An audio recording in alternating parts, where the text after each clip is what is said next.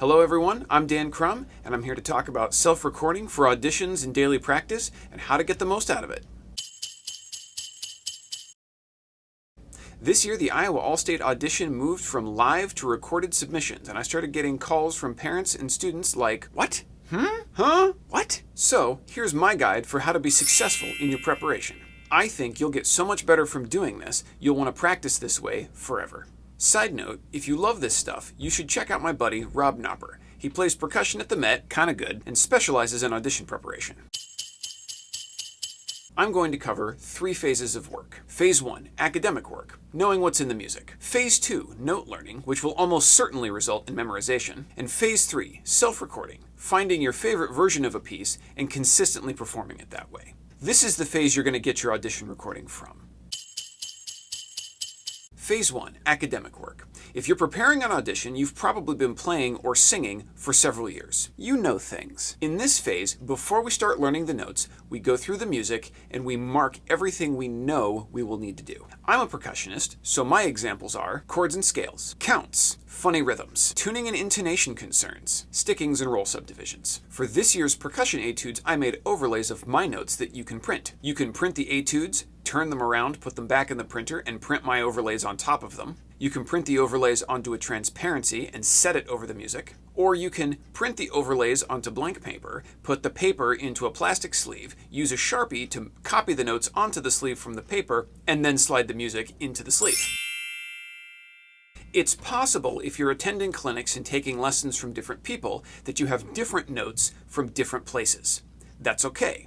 You can make a master copy of your favorite notes and put that into your music as a good starting point. Ultimately, what's important is that you do something before you start learning the notes. Phase 2, learn the notes.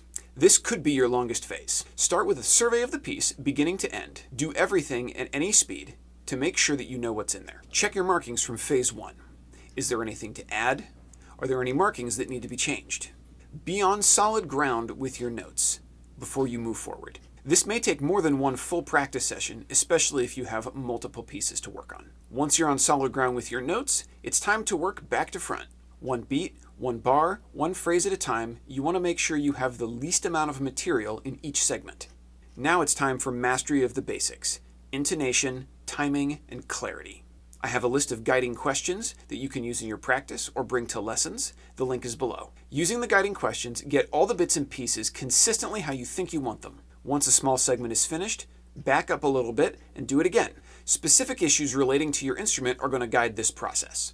For example, I'm a percussionist. If I'm preparing a piece on snare drum, I know that I should prepare at approximately 90% of the marked tempo, because if I go slower than that, there are things about my execution that will change a lot.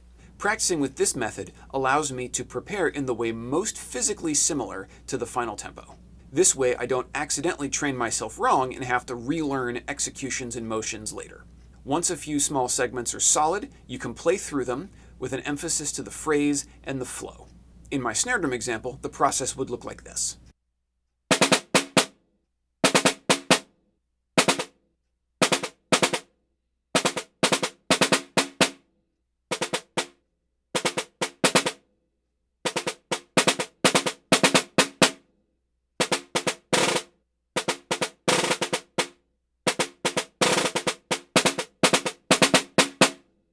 As you flow through segments, things that you thought were solid may fall apart or come up short of your expectations. The quality of your work, moving through these tiny segments, will focus your expectations and help you spot needed corrections. In Phase 2, success at any tempo is the most important thing. If you're struggling close to the marked tempo, bring the speed down until you can be successful. Once success is established at any tempo, and you've made it all the way from the back of the piece to the front, a few things will be true. 1. You will have more good repetitions at the end of the piece than at the beginning. That means as you flow through, you'll be moving into areas where you are more confident. 2. You will have the piece almost, if not completely memorized. 3. You will have a detailed expectation of every sound in every segment. Again, refer to my list of guiding questions and compile your own from notes from your teachers, from clinics, or from other professionals. Ensure you've done the best you can in this phase, because as we move on, we'll be building on the work that you've done here. Phase 3, self-recording. Now that the piece is known in great detail, it's time to calibrate a best version for the audition. For this phase, a quality recorder is a good idea. I recommend a Zoom recorder. You can either sync the audio to video from your phone, or you can get a combination audio-video in one, which is what I'm using. As far as the expense of getting a recorder goes, remember that this is an audition, and the recorder is part of your sound. If the quality of your reed, or your mouthpiece, or your sticks, or your voice on any given day matters to you for the audition, then the recorder needs to matter as well. To begin this process, divide each piece into 3 to 5 large segments, whatever is musically appropriate for the piece. Play each segment 3 times for the recorder and focus entirely on your playing, not on any self-evaluation.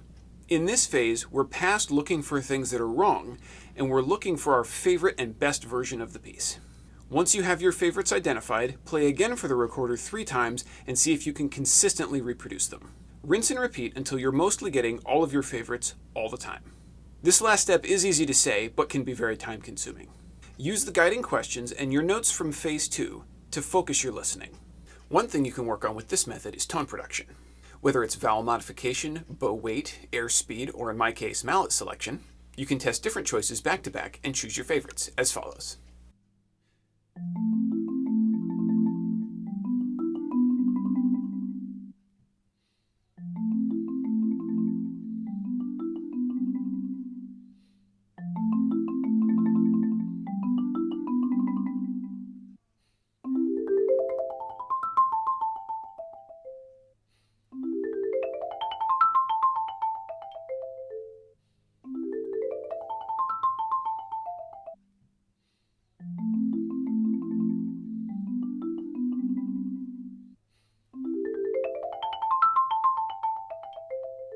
In this phase, more than half your time in a practice session will be spent listening back and trying to establish which are your preferred versions. Once each segment is consistently working, then it's time for some performance runs. Remember in these performance runs that each time could be the last time because you only need one great take.